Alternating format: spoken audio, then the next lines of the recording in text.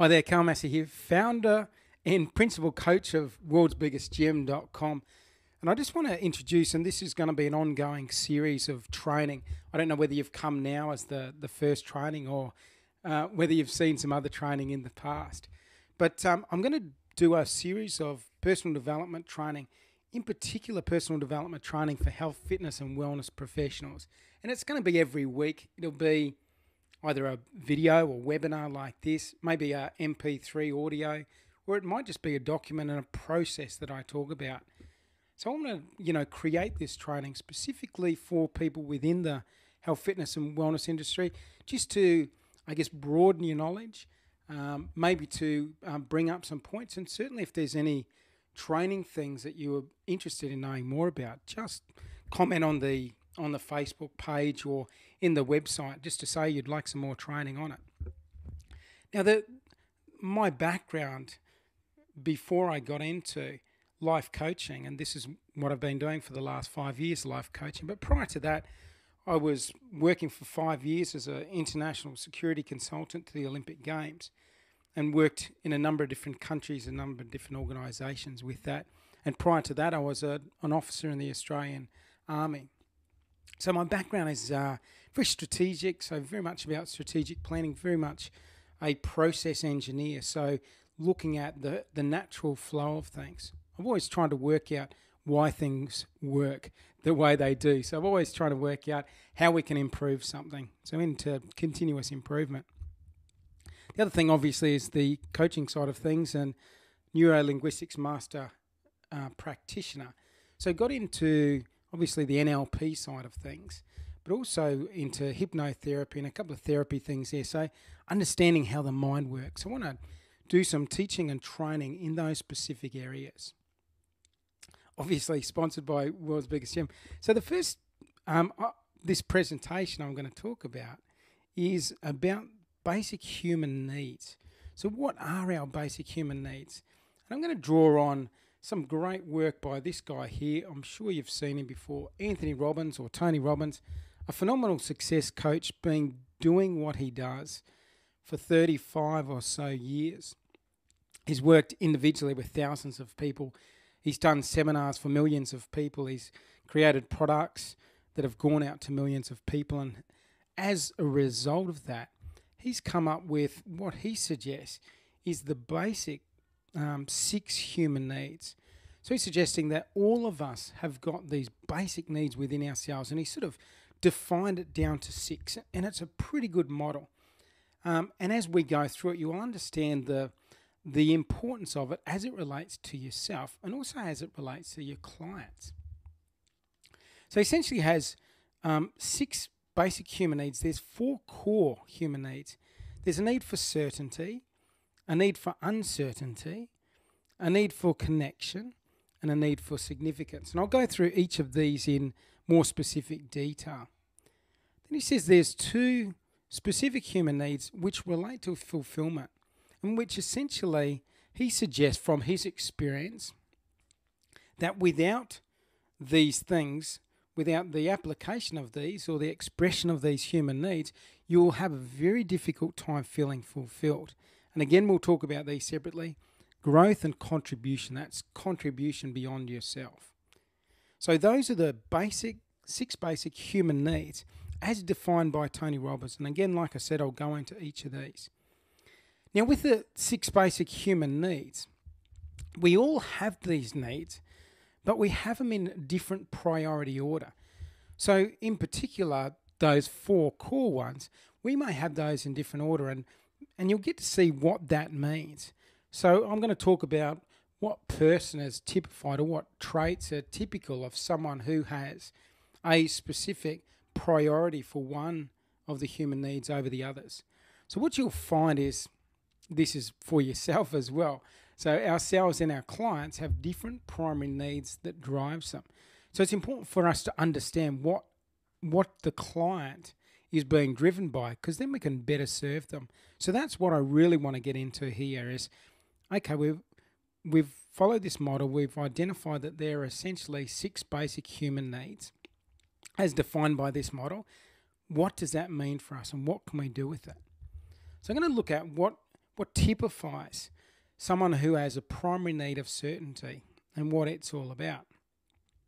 So certainty is defined by a need for routine and structure, or they're likely to have a lot of routine and structure in their life, likely to be well organised, good decision maker because they're structured, well organised.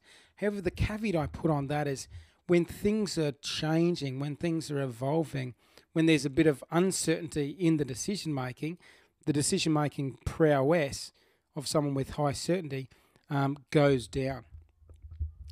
Person with a strong need for certainty has a low risk tolerance, so they don't want to try too many different things in their life, so they're a little bit risk adverse, so important to understand that as well. They're not great with change and susceptible to stress, because a lot of stress is formed or as a result of things not working out the way that you would like them to work out. Essentially, the reality decides how things are going to turn out.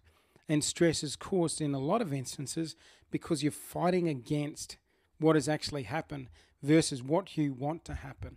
So here's someone with a great need for certainty. So they expect things to happen in a certain way because they've done all the planning and they've got themselves, clear about what they want. Life just throws them something different to what they asked for. So it can lead to stress. So how do we use this? So someone who's got a high need for certainty, when we're working with them, we need to make sure that the program we've created for them is well structured. We need to make sure that we give this person clear directions, so they're very clear about what they need to do.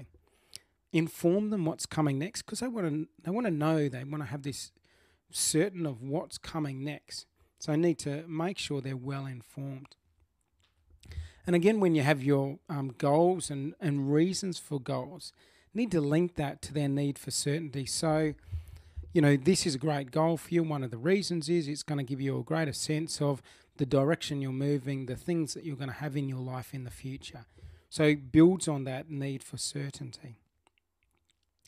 Uncertainty, and another way to describe this is variety. And it's interesting that we all have a need for certainty to varying degrees.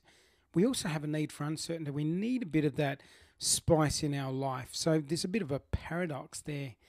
And this is where sometimes there's an internal struggle about our need to fulfill that need for certainty, as well as fulfill this need for uncertainty or variety in our lives.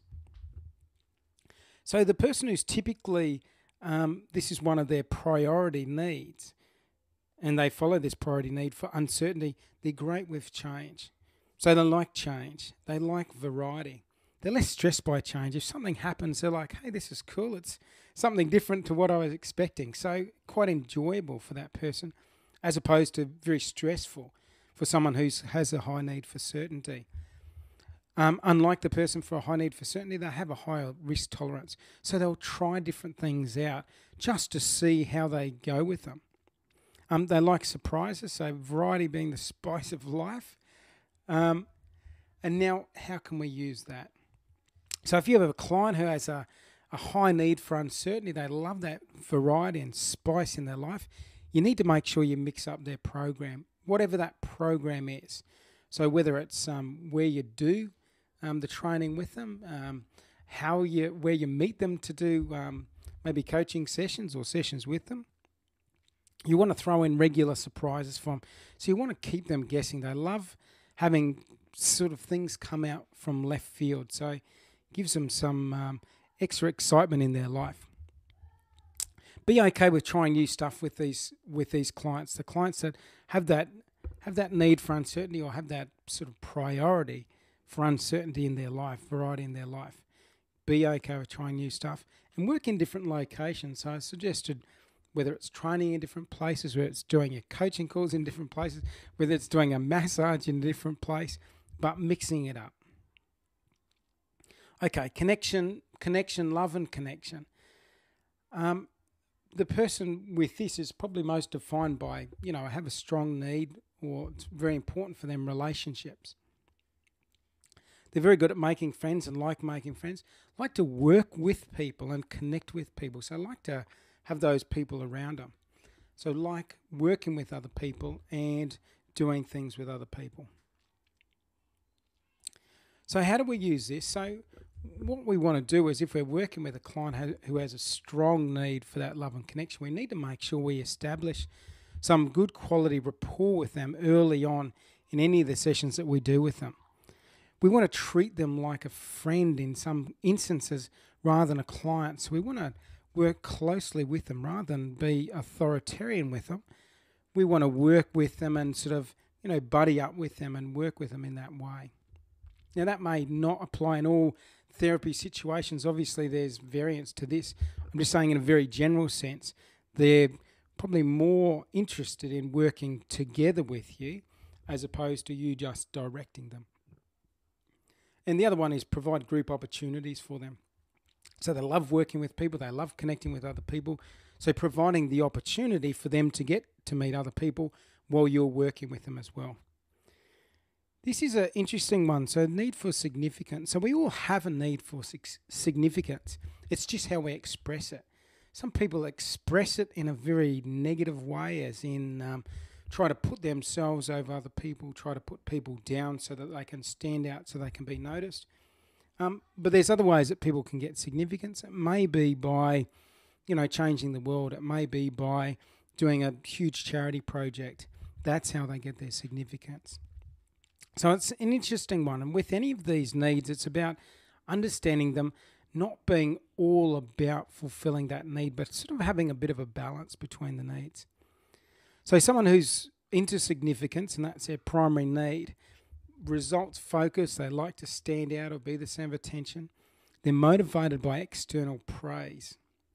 They like competition, and they may care less for others as a result of being self-focused. So how may you work with these clients? So when you're complimenting, focus on them. So compliment them more so than what they've done. So they want that personal significance. So it's just a way of, when you're delivering praise to that person, you're talking to them about, how they've done such a great job and, they're doing a fantastic job. So here's a challenge there, because what you want to do is praise someone's hard work, because that's the thing that's got them there.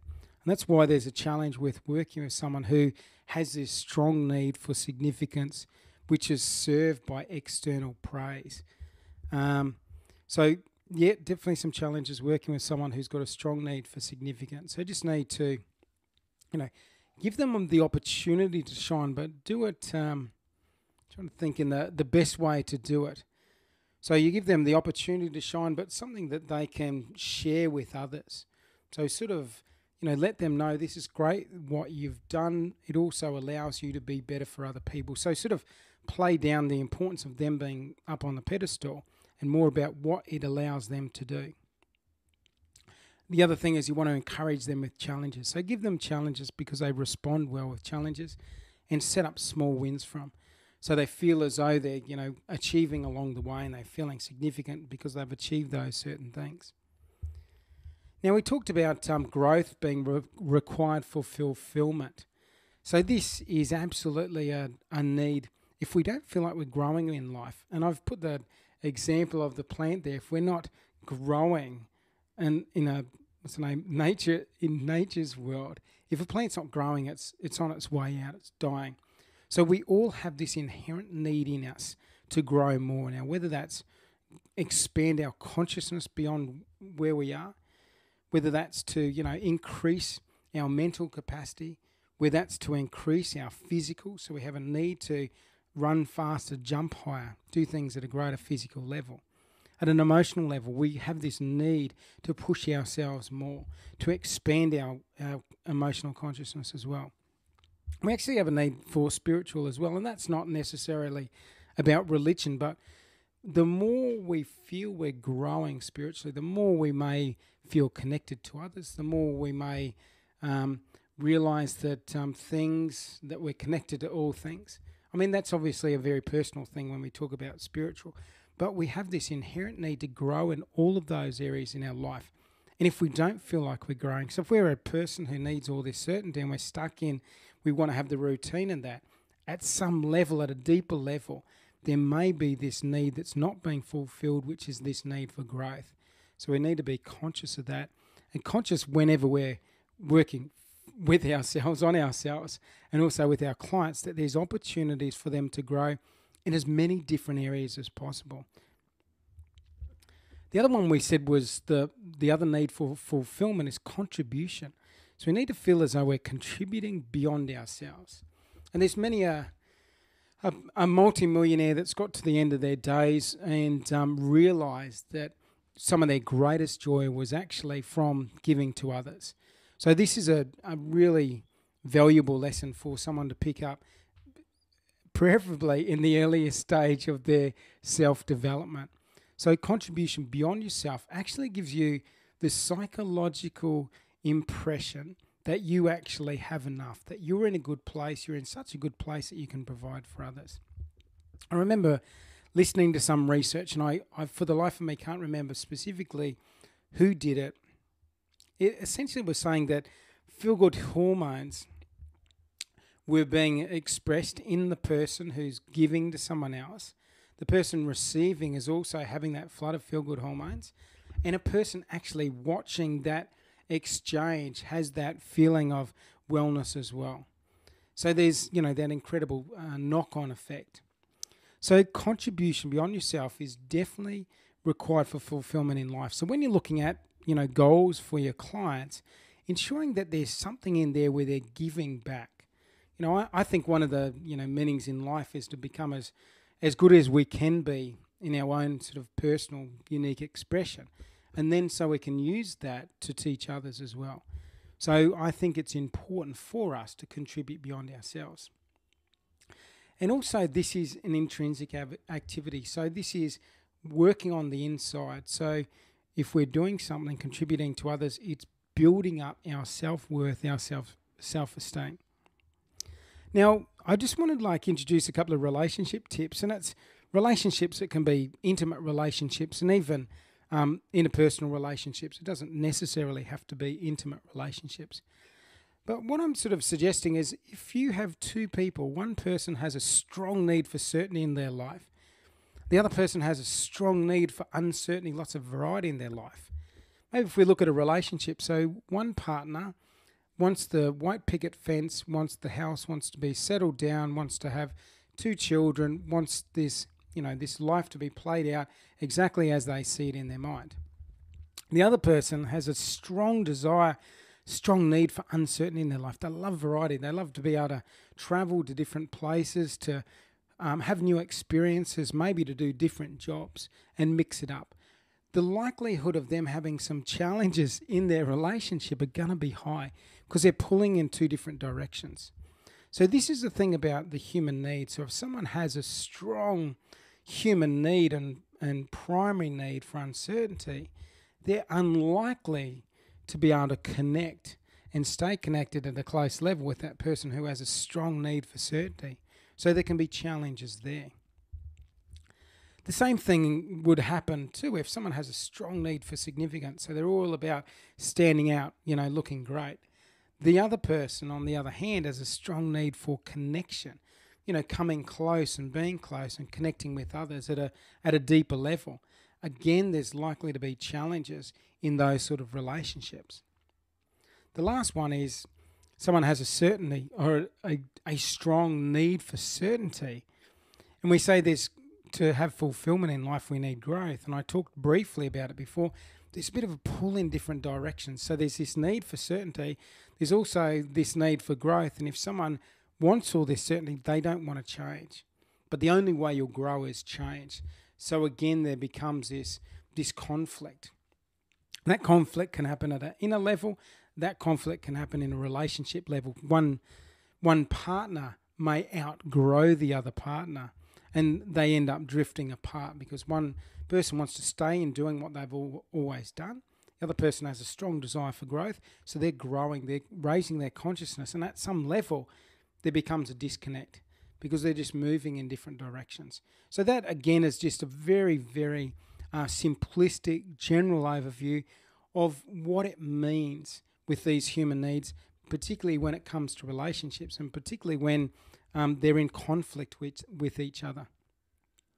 So just to summarise these basic human needs, the 4 core needs were need for certainty. We've also got a need for uncertainty. we've all got a need for connection, and we've all got a need for significance. And I said with significance, it's about how you can fulfill that need for significance, which we all have, but do it in a caring way, a compassionate way, a way that not only serves yourself but serves others. So that's one thing with significance. We all have a need for growth. So regardless of what we've achieved in life, we have this inherent need to grow. And I use the example, I say if the universe is constantly expanding and the universe is made out of the same stuff that we're made out of, we also have this need for expansion. It's just in our makeup. We also have a strong need to contribute beyond ourselves. And if that isn't an integral part of our life, it's time to put it in there, because it will make a difference to our general level of happiness and that sense of fulfillment in our life. So there you go, some life coach training and some personal development training there from World's Biggest Gym. And like I said, specifically for health, fitness and wellness professionals. If you've got any subjects that you'd like me to discuss specifically, don't hesitate to get on the Facebook page. So it's World's Biggest Gym Coach Facebook page. And there's also a couple of links there.